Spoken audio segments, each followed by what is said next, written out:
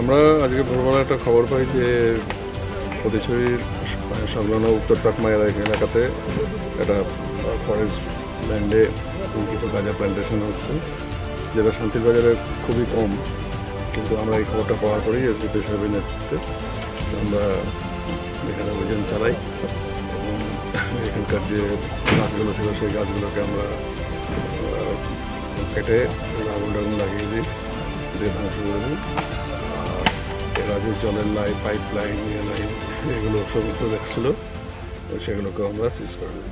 যে জায়গাতে গাঁজা গাছটা হলো এটা কি ফরেস্ট রিজার্ভের জায়গা না? ফরেস্ট জয়েন কাউকে কেউ মালিকানা স্বীকার করেছে? মালিকানা কেউ স্বীকার, আমরা তো ছিলাম, দেখুন মালিকানা কেউ স্বীকার করেনি।